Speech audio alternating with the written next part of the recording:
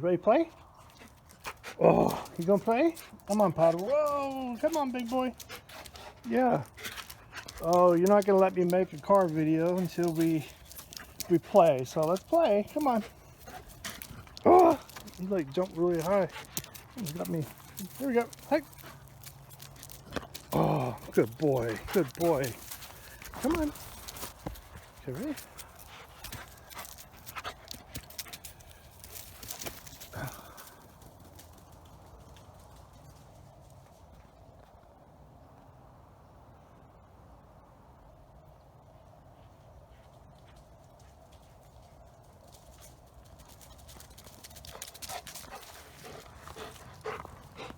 We'll do it again. We'll do it one more time. We'll do it again. Ready? Ready?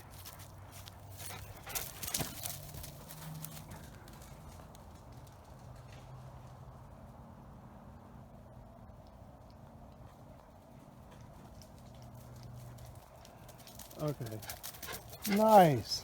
Nice. And hey, Potter, what's the reason for the Frisbee? Right. Because it's shaped like a wheel. Shaped like a wheel, sort of like that tire on that Jeep over there. We're going to learn how to change tires today, so stay tuned. So welcome to my how to change your tire video. The reason why I'm going to make a how to change your tire video is I've noticed when I go to work and I come back, I've noticed a lot of people stranded on the side of the road waiting for an emergency service vehicle or AAA or a buddy or somebody to help them change their tire. And I'm just wondering, like, hey dude, you got a jack in the car. I'm sure you got a spare tire as well. So there's a lot of things to consider as far as, of course, you can call AAA and wait. And it may take hours for them to get there because they've got other emergencies to attend to. But there is a way for you to change your own tire. And I'm sure you know. But I thought I'd make a public service announcement this way and help you guys out there. So when you encounter a flat tire, you're going to hear that flub, flub, flub, flub, and you're going to be like, oh man, I'm going to be late to work. I got to call my boss and all this other stuff. Some brave it and drive all the way across that bridge or down the highway, and they end up ruining their tire, shredding it. You could also kill your rim as well, so that can be a pretty hefty repair bill, seeing that you're going to have to buy a tire, possible damage to your rim, and maybe even some of the suspension components maybe. So yeah, so today we're going to learn how to change a tire. I'm glad you tuned in, and we'll get to it. So here are some of the things that you need to change your tire. Of course, you're going to need your tire jack here, and of course I have an old tire jack I've had for a while now. And yes, I bought it for $10. I kept the tag on it from a garage sale. You're going to need a tire iron, of course, a 4-way I suggest. And you're going to also have a jack here, because when you're working on your vehicle, I see a lot of people under their cars, but they only have the jack only holding the vehicle. You don't want that.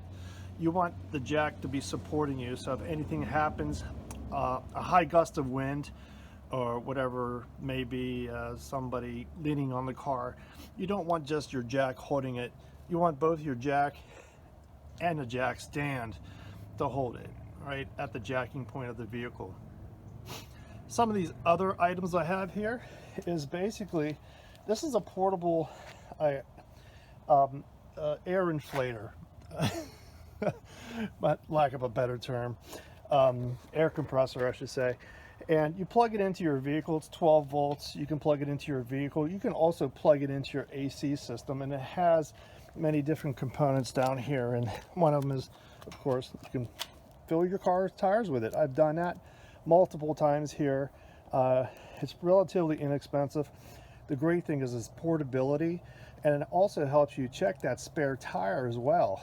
You just plug it into your 12 volt receptacle here in your car, and while it's plugged in, keep that motor running so you don't have to worry about draining your battery or running your alternator all the time. But you want your alternator charging your battery. But this little guy is great. He's awesome. He's a digital set You set it for my vehicles, it's 33 PSI for the tires, so you want to make sure that they're at 33 PSI. Checking your tire pressures, you want to make sure you have your tire gauges. I've got a cool little tire gauge here. It looks like a tire.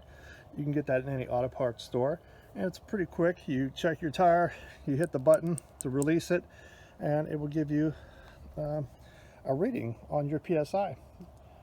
It's nice and handy. Or if you're old school, you can use the old school type of measuring. He is here, and you put it into your tire, the air shoots out, and the reading pops out here, so you'll know where you are. So that's always nice, a nice tire checker there. When you're on the road, sometimes you might need an impact wrench for whatever reason to get your lug nuts off. I've always had this impact wrench, believe it or not. I've used it a couple times, not a lot. When I work on vehicles here, if I'm kind of hurting and I don't want to be like using my lug nut wrench here and like, oh, I'm straightening my back, I'll plug this guy in, and I'll get the lug nut started. It has unbelievably high torque. It's a really cool device to use to crack your bolts, your nuts, so lug nuts, off of the tires. So it's handy to have. But I've had it for years. Used it a few times, like I mentioned, and yeah, we should be good. Always know that in your driver's manual, you're going to find in there jacking points for your vehicle, and also how to change your tire as well. But I'm making this video so you can get an idea of what that's like, and kind of like real time. We're going to simulate that we're pulled off the side of the road. We're actually here in my driveway, and we're going to work on that front tire. We're going to go ahead and get them loose, and I'll show you how to change it. I'll also ask you, what the heck's he doing with a cast iron pan? More of that down the road here. Another thing I want to stress also is when you're pulled along the side of the road, you want to put a block on the back of your tire. You can get these cheap little blocks at your auto parts store, and you want to block your tire so when you lift your vehicle, it's not going to roll on you. Also, depends. I got both these blocked off because I am basically going to be working on this vehicle. I'll be taking all 4 tires off. I got to bleed the brakes on this vehicle. I put a new master cylinder in it, so just want to show that to you. Might be a good idea to have that in your emergency tow pack. So just pointing that out. If you want to block off the tire opposite of the bad one, the flat tire, if it's in the front right, the back left tire you want to block off. It's nice to have these come in pairs. I just blocked both of them off, so just as a heads up. Alright, so this is how you basically do it. Before you jack up your vehicle, you got to crack your lug nuts here. So you want to crack them, but you don't want to take them all the way off. Alright, so we'll go ahead and we'll do a couple here. So start here, get it on there, and with this wrench, what's great about it is you get yourself a solid base. You got your hands on the front and back, and you can just kind of torque it. Okay, you might want to do the same, but give yourself an angle. This is not good of an angle for me to get going. I can't get any force, and I'm going to hurt my back. So what I'm going to do is this, and I got it loosened. I'll do another one here.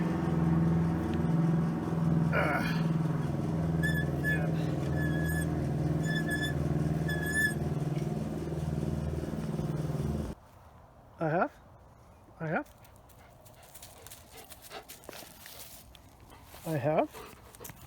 Good boy. I have. Come on. Potter, you gotta give it to me. Potter Plane is giving it to me. Alright, good boy. Okay, ready?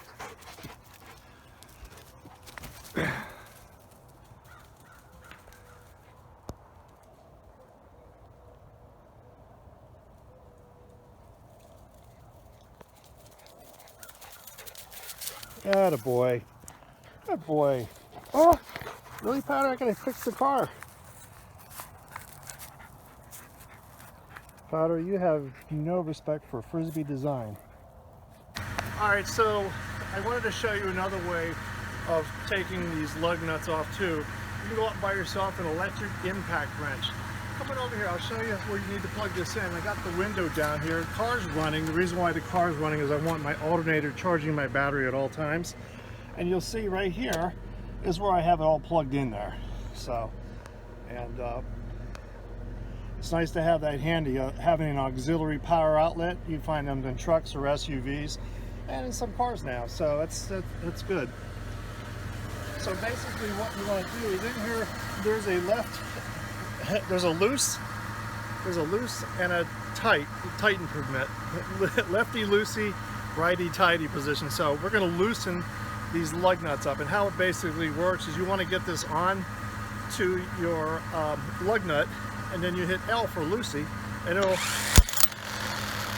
sounds a little intimidating, but once you get it off, you'll see how this works. So I'm going to get the last two remaining bolts, lug nuts off, and you'll see how this works. So there we go. So you want to make sure you got it in here. Make sure it's sitting real tight. Go ahead and hit your lefty loosey.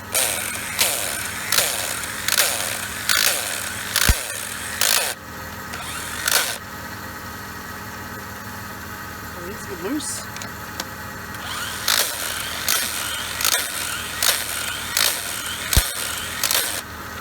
Take him off. He's basically loose. Saves yourselves a lot of time when you're out on the road, doesn't it? So you can either use the method of the impact wrench to loosen your tire, or you can use the four-way, whichever you prefer. All right, so I'm basically showing you. Here's the old cast iron pan, and why is that? Because this guy is made out of cast iron, basically the same thing that your axle housing is made of as well. I'm sure it's made out of much higher strength. It's made out of much higher strength cast iron, but this guy right here, this is what we normally call your pumpkin or your front differential here. This guy here is moving my jack to get a better view, but yeah, this guy here he's old cast iron, man. He's definitely something that you want a good jacking point is going to be on this axle here. If I get underneath here, here is your pumpkin, I guess we would say your differential, but as you can see that your axle comes all the way out, and this one here is a shock stabilizer, but we want to get underneath here, and right here is the location you want to jack from. See how it goes right into your tire area here? But that's what you want to get into. So basically we're going to lift this side up so that we can then just take that tire completely off. So that's what we're going to do.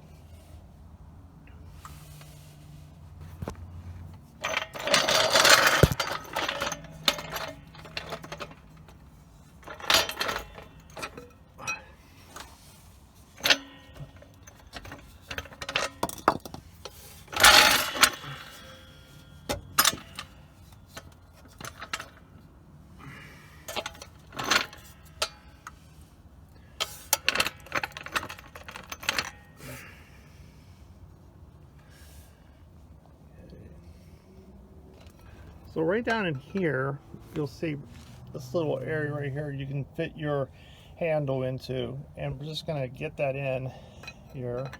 I want to make sure we're tied all the way to the right. If you move it all the way to the left, because it moves to the left here, that will bring your jack down. You want to make sure it's already tightened all the way to the right here. Let me get that in there. All right, he's all the way to the right, so then we can go ahead and start jacking. So we just want to start moving that up, making sure we can catch that. And when you're doing this, don't let anybody distract you, because your whole focus is on getting that. I'm using this block because this jack here is a low profile jack. For this Grand Cherokee, it's lifted up higher. Doesn't have a lift kit on it, but it sits higher than a regular car. So we just want to make sure we get it in there enough so that we can grab that axle. We don't want to get it into this this shock stabilizer here, this side shock stabilizer. We just don't want, please do not get onto that. You want to get onto the axle itself. So I think I'm pretty clear on that. And we just want to keep jacking up. So as we keep jacking this vehicle up, we want to keep going until we can make sure that that tire is off the ground. Okay, looks like the tire is off the ground there, and we got our block of wood up here. We got our jack going on here. Always keep the jack on.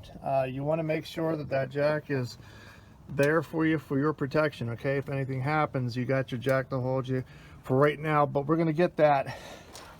We are going to get this. We got a Pro Series 2-ton jack here. Oh, I got the 3-ton. That's always better. Get the 3-ton underneath there and get it under that axle here. Okay. Get it all under that axle. We won't go up so far. That's about a good. Make sure he's in there good. And then we're going to bring this down a little bit and let him rest on that jack, okay? So in order to do that, we'll take a handle off. We're going to go into our little receptacle there. Get in there, okay? And then we're going to lower it by going low. So take it very slow, very slow. Just slowly raise it to the left.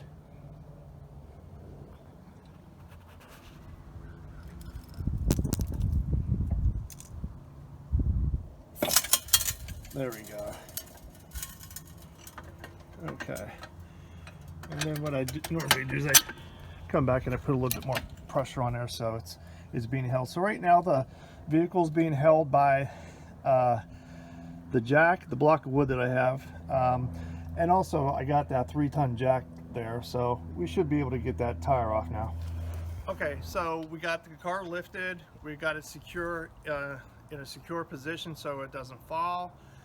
So basically we want to make sure that, of course, the tire is spinning. We got it off the ground, so we're good.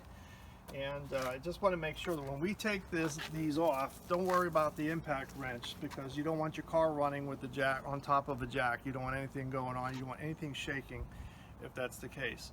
So basically we're going to go ahead and we're going to get these lug nuts off one at a time.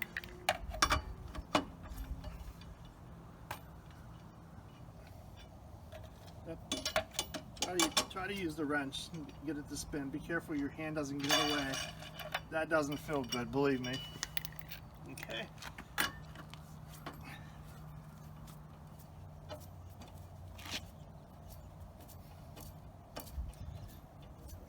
Takes a little bit of time, but for the most part, they'll spin right off.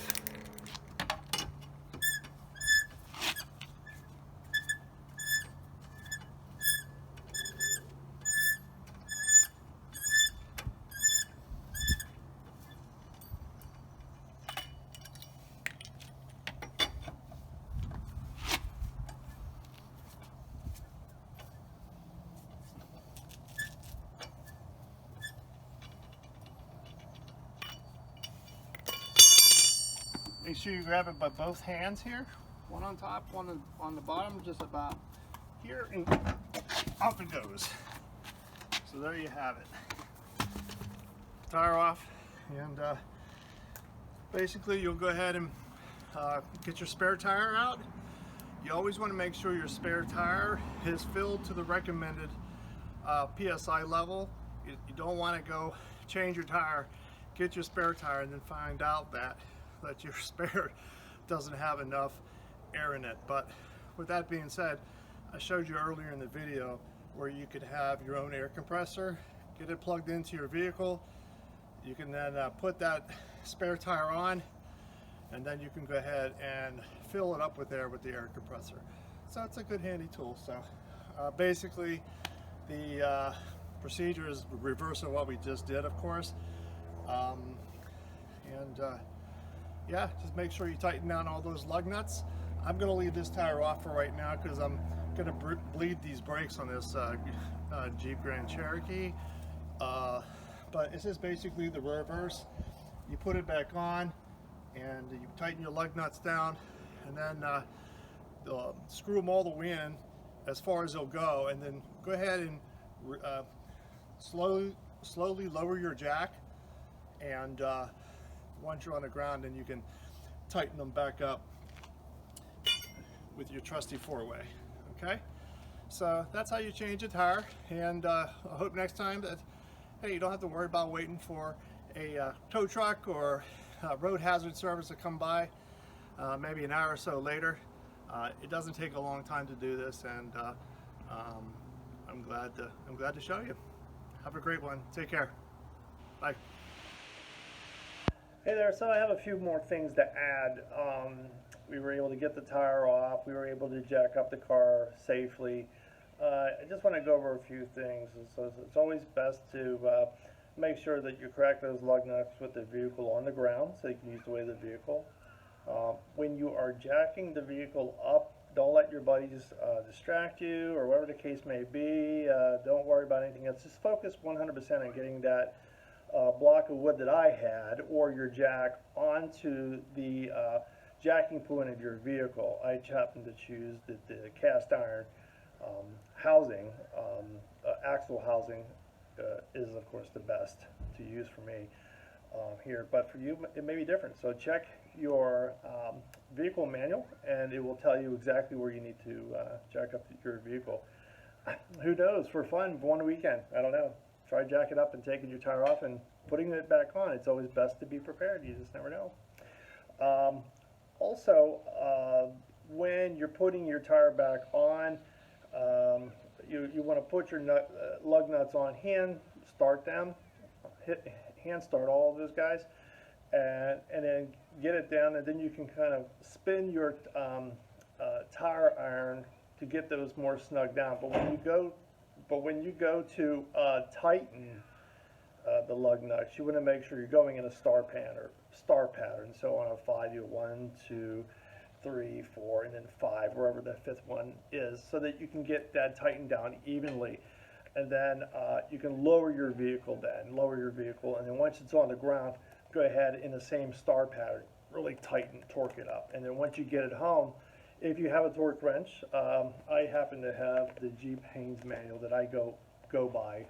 I've have a few of these around in here in the garage. It will tell me my specifications, and the torque for our tire here is anywhere from 80 to 110 foot-pounds. I try to put it right around 95-ish, 100. It's not going to come off, but if I ever am out and I need to be able to do this, and say my torque wrench isn't working, my electric torque wrench, then I'm going to have to be able to loosen those lug nuts up. So yeah, I think that's really about it. The only other thing is, what do you do with the tire when you take the old tire off?